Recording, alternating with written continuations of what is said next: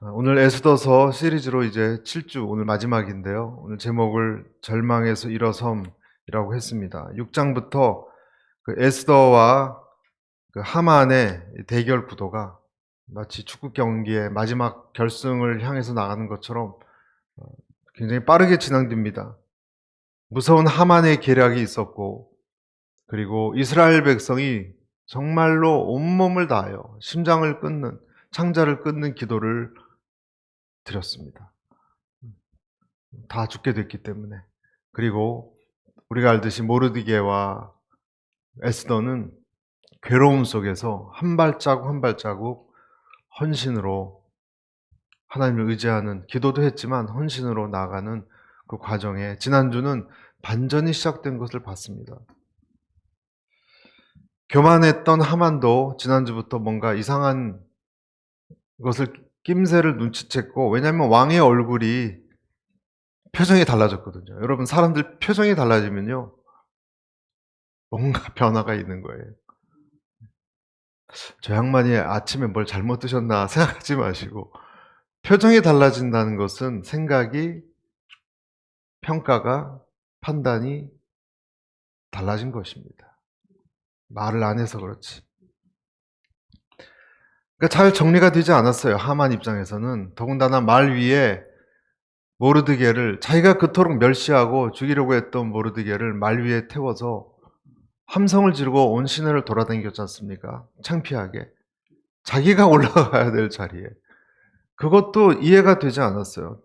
더 이해가 되지 않았던 것은, 여러분 지난주 말씀드렸죠. 아내 세레스가 불길한 예언을 한 거예요. 자기에게. 당신은 끝났다. 그런 내용의, 암시하는 내용을 얘기했습니다.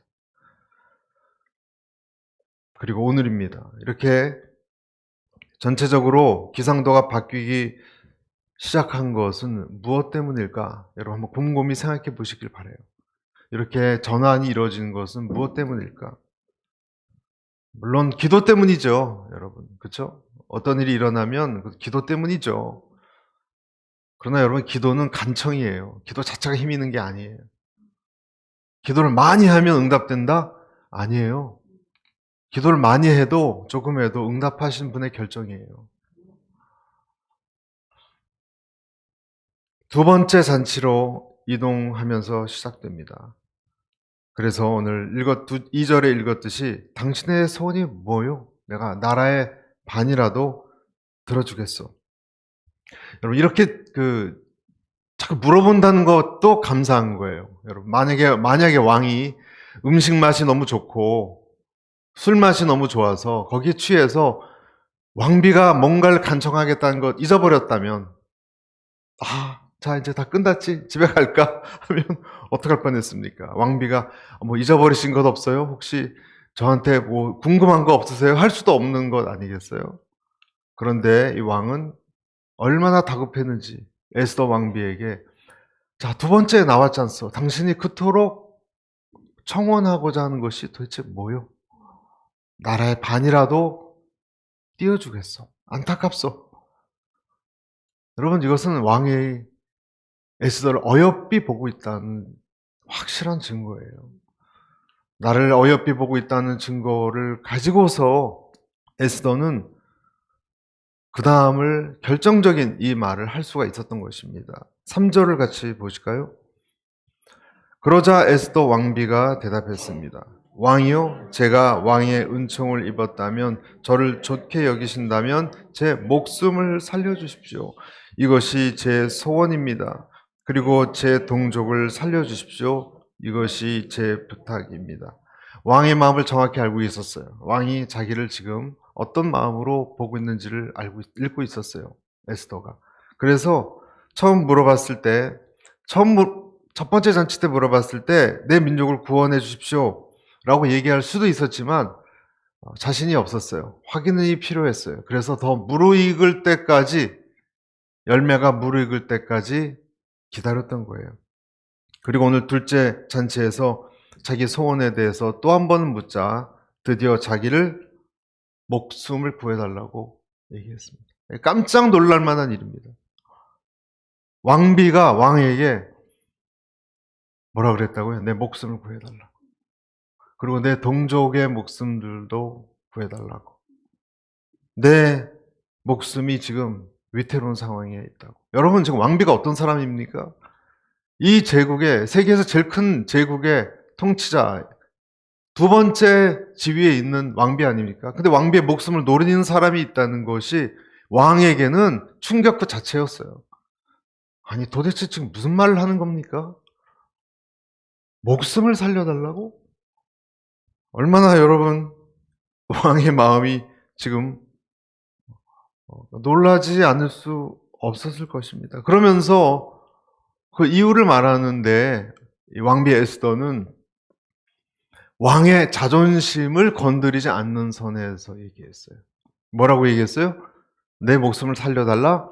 그리고 내 동족의, 내 민족의 목숨도 죽기 일보 직전이다. 거기까지만 얘기했어요. 거기까지만 얘기했어요. 여러분, 이 내용을 사실 전체를 따져보면 이렇게 허락한 사람은 왕이 포함되어 있어요.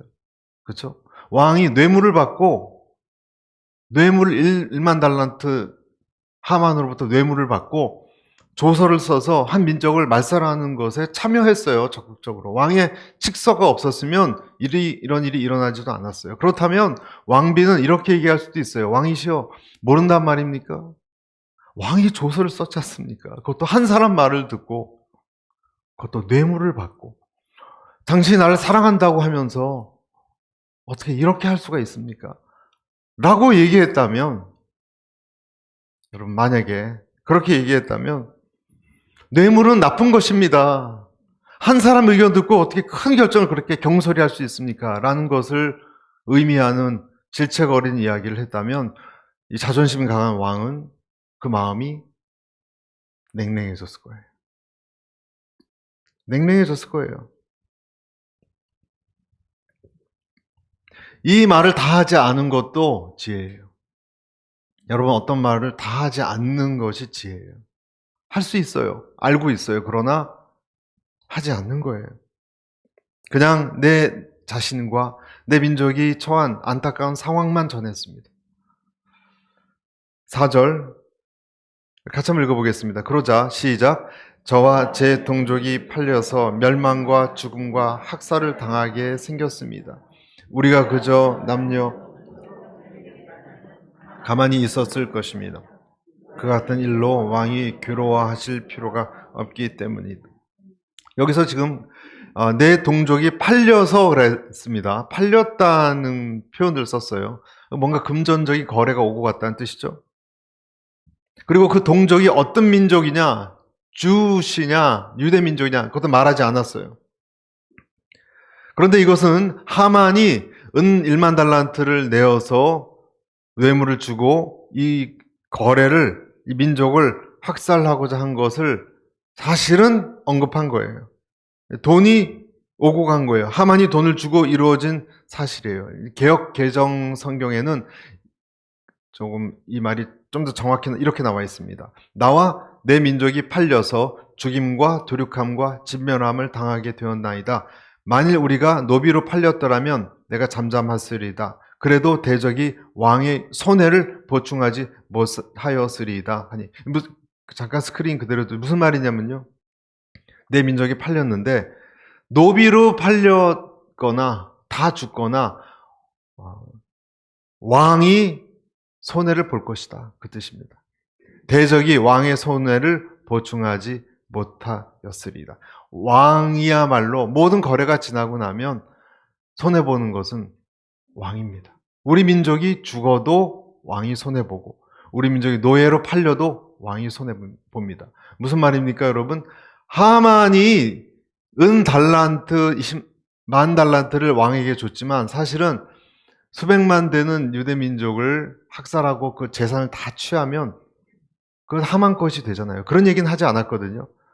그러니까 그 엄청난 노동력도 잃어버리게 될 것이고 그들의 가진 재산도 하만이라는 작자에게 다 뺏길 뻔한다는 거예요. 그러니까 왕이 금전적으로도 손해본다라는 뜻입니다. 실리적인 면을 건드린 거예요. 여러분, 하나님이 주신 지혜예요, 이것이. 왕의 재정적인, 금전적인 면을 탁 터치를 했습니다. 왕의 입장에서는 어디서 많이 들어본 얘기 같은데 다 기억을 못해요. 다 무슨 얘기인가? 기억을 못해요. 그런데 지금 이 얘기를 듣고서 당황한 사람은, 왕은 무슨 얘기지 했고 옆에 있었던 하만은 다 알아들었어요. 자기가 처음부터 계획했거든요. 하만 옆에 있었는데 얼굴이 하얗게 질렸습니다. 처음부터 마지막까지 모든 계획을 세우고 집행하고 칙서까지 쓰고 사인 받았지, 칙서는 자기가 썼습니다. 하만이. 뭔가 잘못돼 가고 있다는 느낌을 확실히 받았습니다. 그리고 에스더가 유대인이라면 끝이다라고 했을 것입니다. 도저히 견딜 수가 없어서 왕은 이렇게 물었습니다. 5절. 아수에로 왕이 에스더 왕비에게 물었습니다. 그가 누구요? 감히 그런 일을 벌이려고 마음먹은 자가 어디 있어? 본문에는 왕이 물었다고 돼 있는데 원어로 된 그 본문을 보면요, 왕이 말하고 말하였다. 그러니까 두 번이나 물었다 그랬어요. 묻고 또 물었다. 굉장히 지금 다급한 마음으로, 화가 난 마음으로 강조하면서 말한 것으로 되어 있어요. 극도로 흥분하고 불쾌해 있다는 거예요. 한 민족을 다 없애는 것도 그렇지만 자기 왕후의 생명을 이렇게 앗아갈 수 있는 사람이 도대체 누구냐?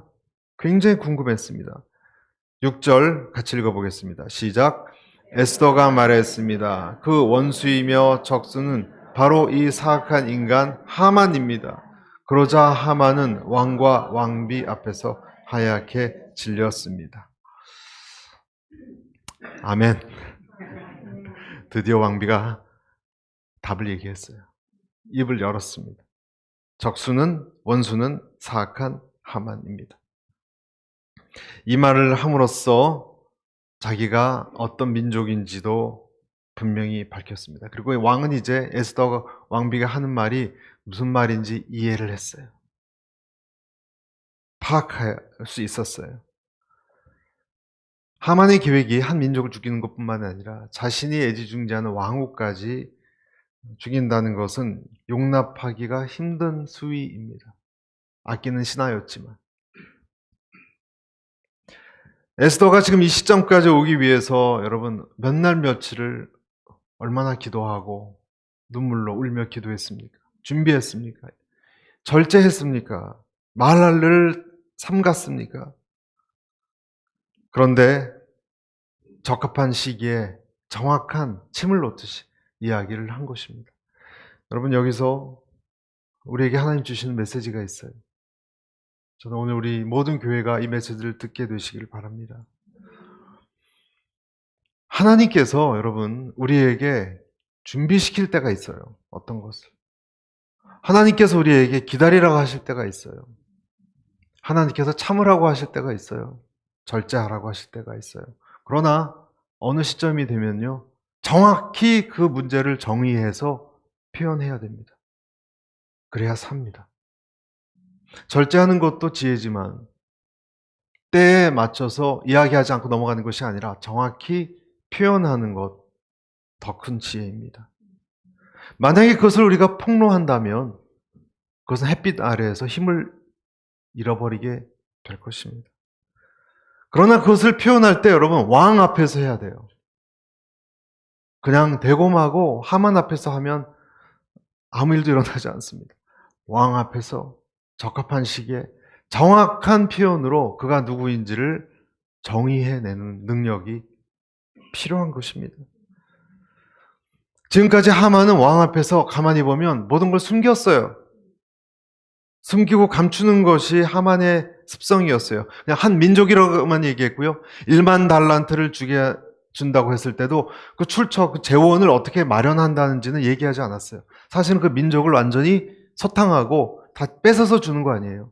그럼 말해야 되잖아요, 왕에게. 그런 얘기는 하지 않았어요. 뭔가 다 은밀하고 마치 자기 돈을 주는 것처럼 꾸몄습니다. 그런데 이제 에스더 왕비의 이야기를 들어보니까 왕은 가려졌던 안개 같은 것이 걷히고 비늘이 걷히고 명확하게 하만이 어떤 사람이고 무슨 계획을 세웠고 누구인지 정체가 백일하에 드러나고 말았던 것입니다. 우리에게 주는 교훈입니다. 오랫동안 기도하고 절제해야 하지만 때가 이르면 진실을 말해야 됩니다. 여러분의 자녀에 대해서도 말해야 됩니다. 여러분의 배우자에 대해서도 말해야 됩니다. 언제까지나 숨기고 있을 수 없습니다. 디모데전서 5장 24절, 25절 어떤 사람들의 죄는 밝히 드러나 먼저 심판에 나아가고 어떤 사람들의 죄는 그 뒤를 쫓나니 이와 같이 선행도 밝히 드러나고 그렇지 아니한 것도 숨길 수 없느니라. 무슨 말입니까?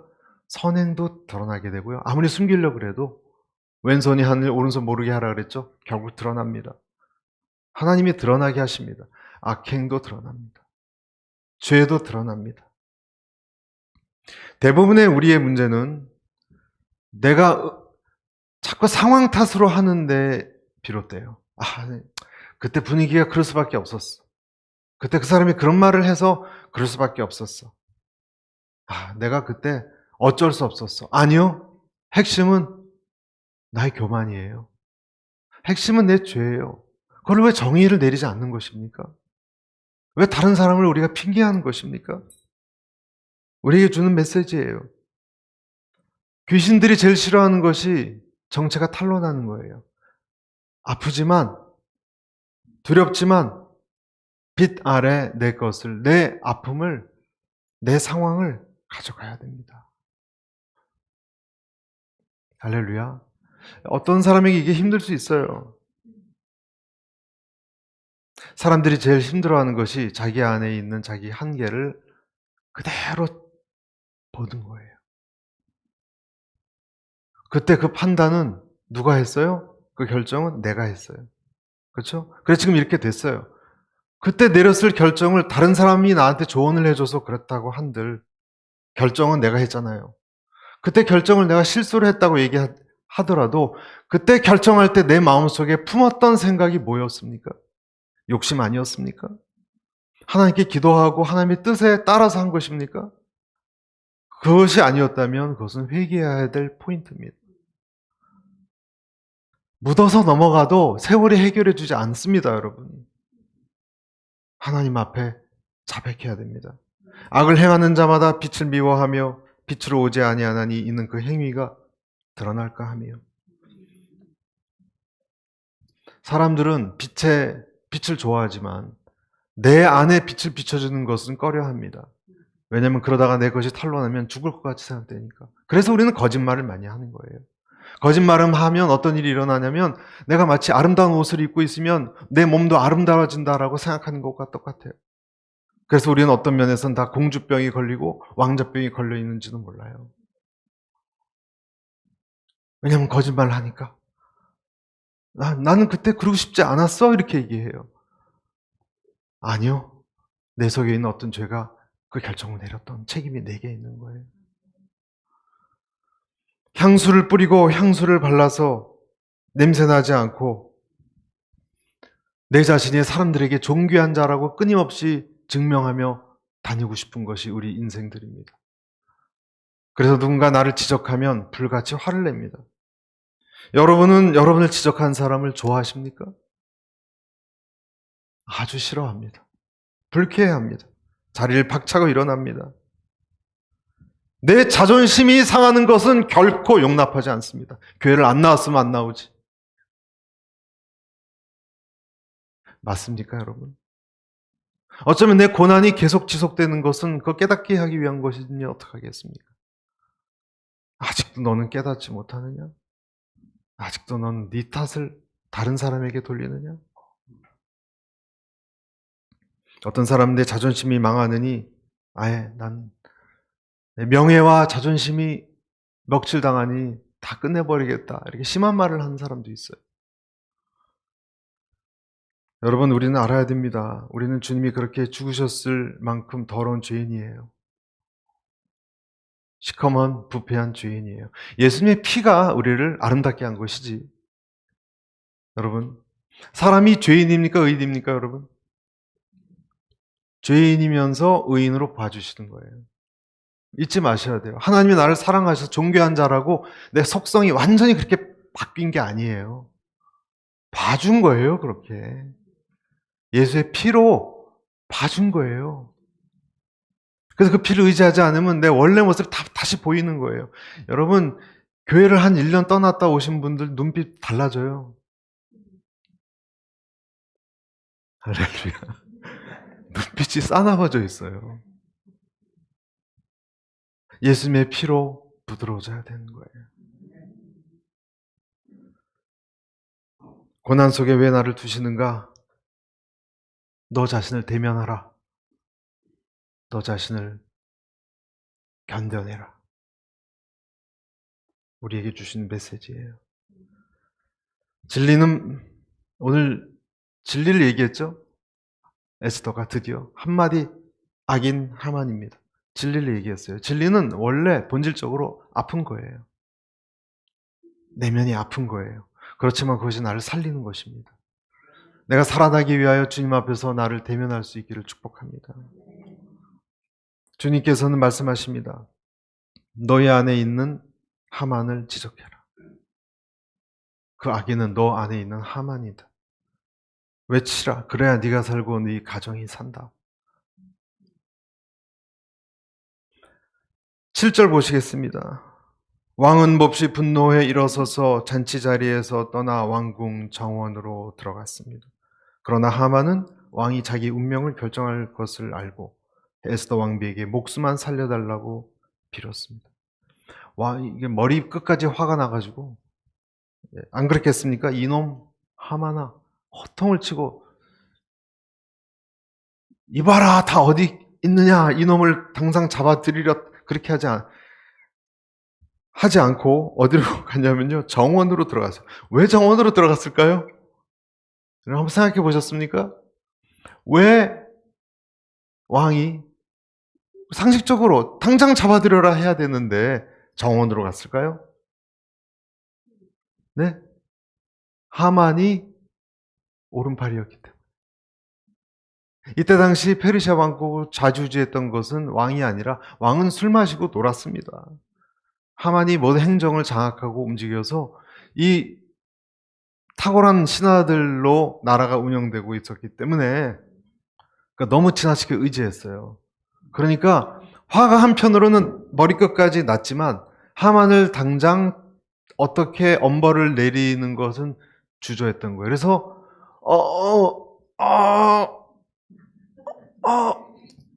그냥 정원으로, 가든으로 도피해버린 거예요. 이것이 아하스웨로 왕의 고질병이에요.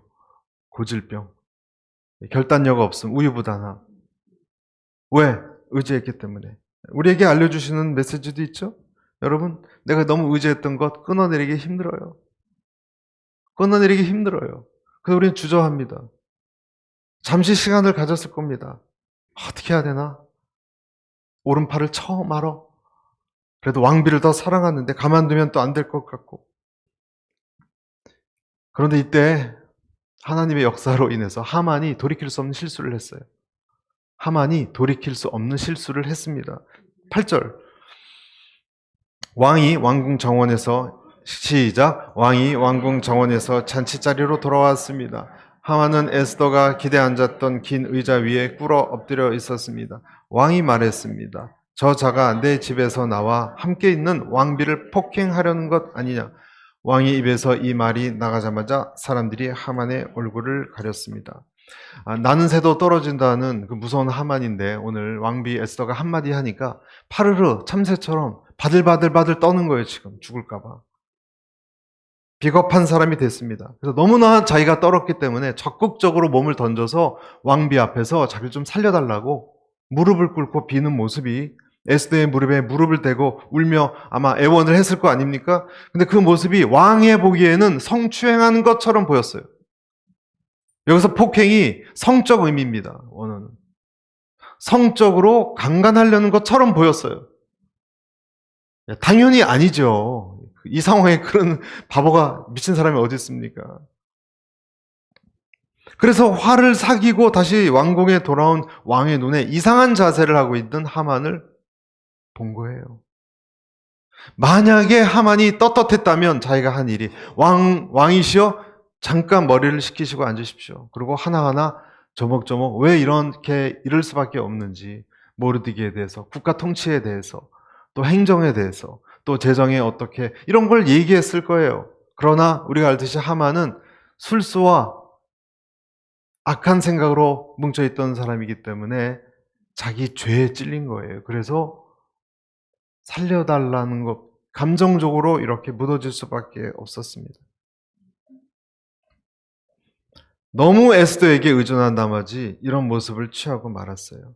그리고 왕비와 신하가 가져야 될 기본적 거리가 있거든요. 그 간격을 지키지 못했습니다. 우리말에도 배나무 밑에서 가끔 고쳐매지 말라는 말이 있듯이 오해받지 말아야 될 행동을 해야 되는데 다 걸려든 거예요. 왕도 정말 그 성추행이라고 생각하지는 않았어요, 사실. 그런데 왕의 눈에 이미 벗어났어요. 그렇기 때문에 꼬투리가 필요했습니다. 저놈이 왕후를 내 앞에서 폭행하려는 건가? 외치자마자 벌써 분위기를 알아챈 주변 신하들이 다가와서 검은 두건을 씌우고 데려가고 말았습니다. 그것은 곧 사형을 얘기합니다. 여러분, 하나님이 입을 막아서 변명할 기회도 한마디도 주지 않았어요. 하만에게. 얼마나 하나님의 징계가 빠르고 무섭게 진행됩니까? 하나님의 심판이 빠르고 무섭게 진행되고 있습니까? 게다가 그 장소에서 한 사람이 모르드게에 대한 이 23m 장대 기억나시죠? 그걸 또 얘기해 상황을 악화시켰습니다.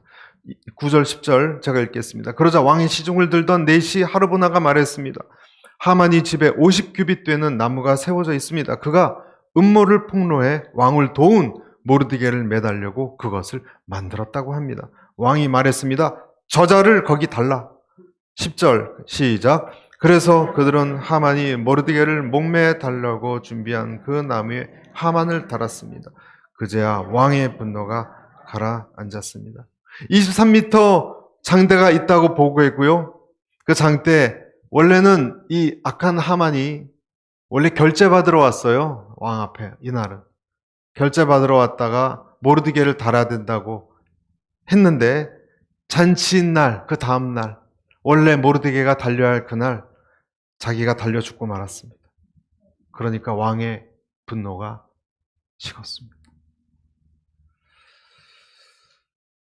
저는 신기한 것이 이 하만이 위기에 처해 있는데 하르보나 같은 사람이 변호해 주기는커녕 이런 사람이 나와서 저기 장대 있대요. 하만이 자기가 딴 사람 의로운 모르드게 죽이려고 만들었대요. 그런 말을 하게 됐는가? 전 참 이해가 안 가요. 여러분, 권력이 참 허무한 거예요. 그렇죠? 하만이 어떤 사람입니까? 나름대로 굉장한 사람이에요. 이 사람은 의지도 강하고 주도 면밀하고 능력이 탁월하고 모든 나라 국정을 장악했던 사람이에요. 그런데 어떻게 그가 이런 위기에 처하니까 한 사람도 변호하지 않아요? 한 사람도 변호하지 않아요. 변호하지 않는 것을 넘어서서 고발해요. 하르보나 같이. 무슨 뜻이에요? 하만을 그동안 두려워만 했지 좋아하지 않았어요. 북한의 김정은도 마찬가지일 거예요. 두려워한 것이지 존경하진 않습니다. 우리 주변에 그런 리더들이 얼마나 많습니까? 월급을 주니까 존경하는 척은 해야지만 사실은 존경하지 않습니다. 여러분은 어떤 리더이십니까? 여러분 기억하십시오. 여러분이 아무런 그런 얘기를 듣지 않는다고 해서 여러분 우리 삶이 올바르게 가고 있다라고 착각하지 마십시오. 왜 그러냐? 사람들은 관계를 생각하기 때문에 여러분과 어색한 관계를 원치 않아요. 그래서 연세가 들고 높은 지위에 있는 사람인 만큼 위험하기 짝이 없는 사람이 없어요. 아무도 진실을 잘 얘기하지 않아요. 그렇다고 내가 옳은 길을 잘하고 있다라고 우리는 오해하지도 말아야 됩니다. 칼을 휘두르는 사람에게 누가 바른 말을 하겠습니까? 사람들은 말 못합니다. 여러분에 대해서도 말 못합니다. 그렇지만 여러분을 사랑하는 사람은 여러분에게 말합니다. 아멘. 여러분을 사랑해서 여러분에게 어려운 말을 꺼내는 사람의 그 조언을 무시하지 마시길 바랍니다. 아내의 말이 됐건, 저도 아내 말을 잘 안 듣는 편인데, 남편의 말이 됐건, 친구의 말이 됐건, 한참 묵상하다 이 얘기를 꼭 좀 하고 싶은데 할 때 그 말은 천금같이 여기시기를 축복합니다. 그 말을 듣지 않으면 하나님이 레슨을 우리에게 가르칠 거기 때문에 그렇습니다. 하나님의 음성이 여러 사람을 통해서 들려올 때 들으십시오. 성경 말씀은 살아서 우리에게 책을 통해서도 말하지만 사람을 통해서도 말합니다. 나를 변호할 사람이 없다는 것 비극이에요. 여러분이 어려운 상황에 처했을 때 여러분을 변호할 사람이 있습니까? 여러분 어떻게 인간관계를 쌓아놓으셨습니까? 여러분이 불리할 때, 힘들어졌을 때 여러분을 위해서 변호할 사람이 있습니까? 아니면 거꾸로 그 변호할 그 사람을 여러분은 때로는 그렇게 몰아세우고 비난하고 그랬습니까? 그렇다면 여러분이야말로 바보죠. 그건 비극입니다. 시편 49편 20절에도 종교에 처하나 깨닫지 못한 사람은 멸망하는 짐승 같도다. 그래서 우리가 향해야 할 곳은 어디예요? 예수 그리스도예요. 우리에게 주신 두 번째 메시지예요. 여러분을 변호할 분은 예수 그리스도예요. 내가 하만같이 악한 사람이라도 그가 주님을 향했다면 주님은 그를 도울 수 있었을 거예요. 여러분 하만에게도 기회가 있었어요. 어떤 기회일까요?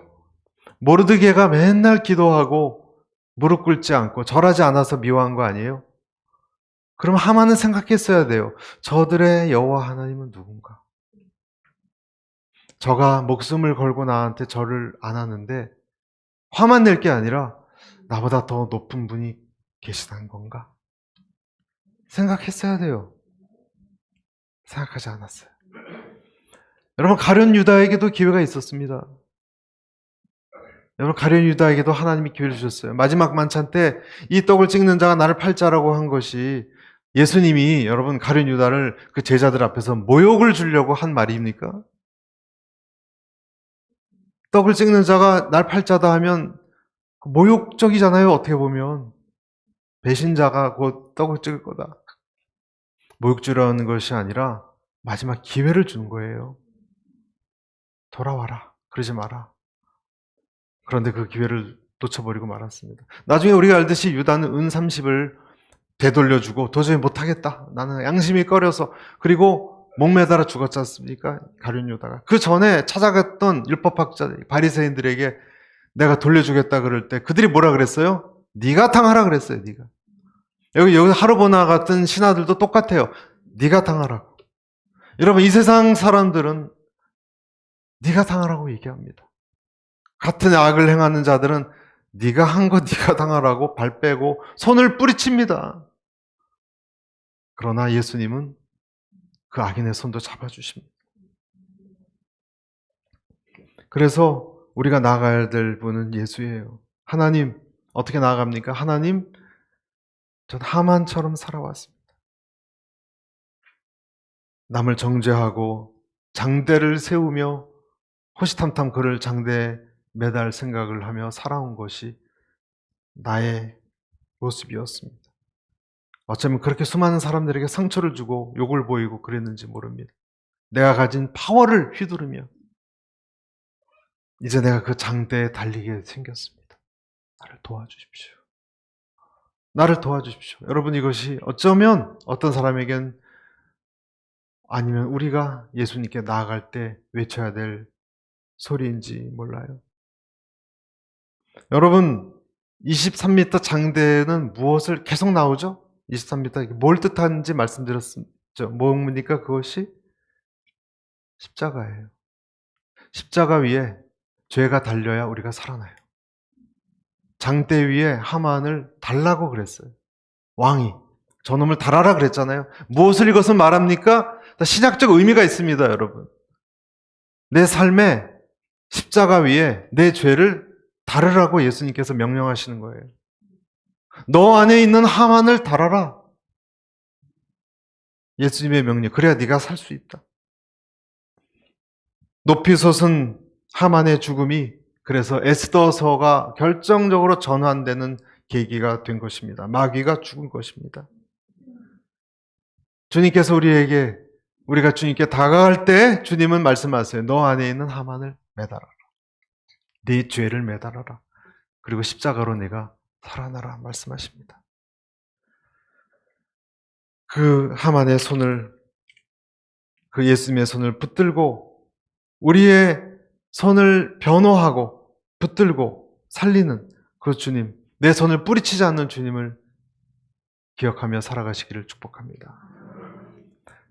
다 처형은 됐지만 한 가지가 남았습니다. 모든 게 하루 동안 다 빠르게 진행됐는데요. 그날 에스더에게 하만의 집을 왕후 에스더에게 줬고 그것을 관장하도록 모르드게를 하게 했어요. 모르드게가 고위직으로 올라갔습니다. 왕비 에스더는 왕 앞에 한 번 더 나갔어요. 8장 3절. 에스더는 다시 왕의 발 앞에 꿇어 울면서 간청했습니다. 왕에게 아각 사람 하만이 유다 사람들을 미워해 꾸민 그 악한 계획을 취소해달라고 빌었습니다. 중요한 것은요, 다시예요, 다시. 끈질기게. 다시. 한 가지가 남았어요. 하만 죽었지만 이대로 끝나면 민족 말살은 계속 진행돼요. 왜냐하면 직서가 무효화되지 않았기 때문에.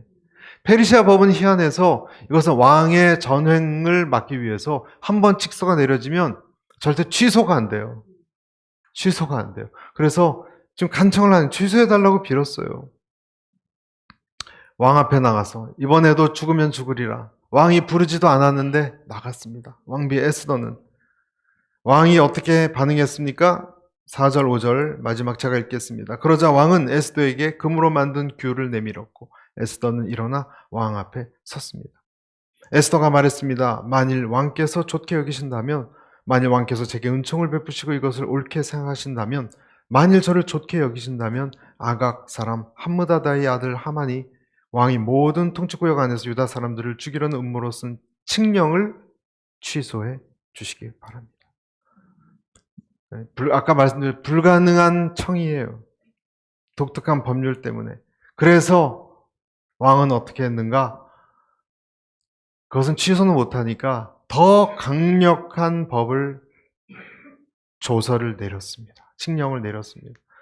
과거에 그보다 더 강력한 법을 내렸습니다. 그것은 뭐였습니까? 한마디로 셋째 달 시완월 23일에 왕이 반지를 다 내려서 그들은 모르드게가 내린 모든 명령을 써서 인도에서 에티오피아에 이르는 127개 지방의 유다 사람들과 지방 관리들과 총독들과 귀족들에게 보냈습니다.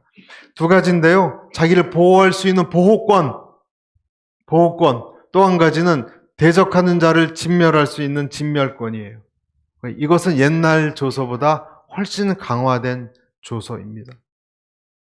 여러분, 그리스도인에게 주어진 법적 권세가 있어요.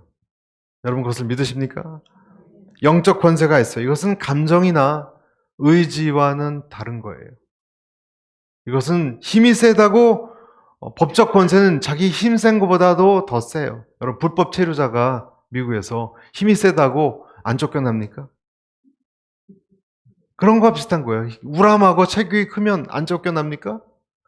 법적 권세가 불법 체류자면 쫓겨나는 거예요. 법적 권세가 강력한 것입니다. 마귀가, 여러분, 인간이 타락해서 마귀와 우리를 정죄하죠. 죄로. 그러나 그것보다 더 강력한 예수 그리스도의 피의 법적 권세가 있습니다. 그것이 은혜가 우리의 타락과 죄를 압도합니다. 그리스도인의 권세입니다. 자녀의 권세입니다. 여러분이 기도할 때 그 권세가 있습니다. 여러분이 말씀을 볼 때 그 권세가 있습니다. 여러분 삶 속에 하나님의 인도하심의 권세가 있습니다. 여러분 우리는 그냥 이렇게 살아가지만 하나님의 강력한 법적 인도하심이 우리 삶을 지금 스며들어서 이끌고 있어요. 부지불식 중에 하나님의 섭리로 우리가 인도함 받고 있다는 것을 여러분 믿으십니까? 그래서 오늘 에스더서를 마무리하면서 저는 이렇게 말씀드리고 싶어요. 하나님의 예수님을 통한 우리에게 주어진 그리스도인의 권세는 가장 강력합니다. 압도적입니다. 그래서 우리에게 있는 애곡 소리를 여러분 그치십시오. 내게 있는 불안한 소리, 슬픈 소리, 장성곡이 그쳐야 됩니다. 그리고 그것을 승리와 기쁨과 감사의 소리로 바꿔야 됩니다. 어떤 일이 있어도 여러분은 강합니다. 하나님 안에 있는 자는 강합니다. 여러분은 사랑받은 사람입니다. 그리고 여러분은 이기는 사람입니다. 이것이 에스더서를 통해서 우리에게 꼭 들려주시고자 하는 하나님의 메시지입니다.